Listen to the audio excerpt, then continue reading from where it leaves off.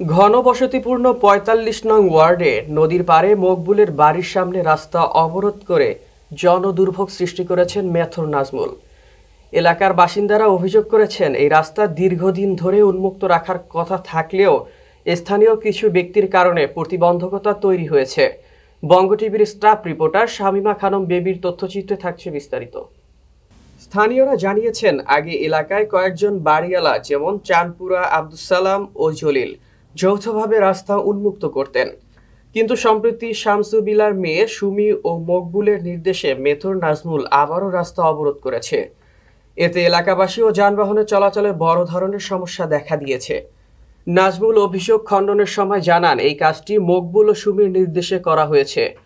অন্যদিকে স্থানীয়রা বলেছেন, রাস্তা অবরোধের ফলে এলাকার বাড়িওয়ালা ও সাধারণ মানুষ বিরাট অপ্রস্তুতিতে পড়েছেন।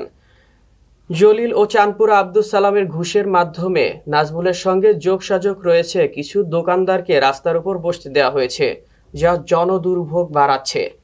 এলাকাবাসী দাবি করেছেন, ক্ষমতার অপব্যবহার করে নাজমুল রাস্তা দখল করে চলাচলের পথে প্রতিবন্ধকতা সৃষ্টি করেছেন। যদি অচিরেই রাস্তার মধ্যে স্থাপিত বেড়া অপসারণ না করা হয়, তবে মানুষ ও যানবাহনের চলাচল মারাত্মকভাবে ব্যাহত হবে। স্থানীয়রা সরকারের কাছে আবেদন জানিয়েছেন যেন সুমি ও মকবুলকে নিয়ন্ত্রণ করে রাস্তা উন্মুক্ত রাখা যায় এবং জনদুর্ভোগ দূর করা যায়।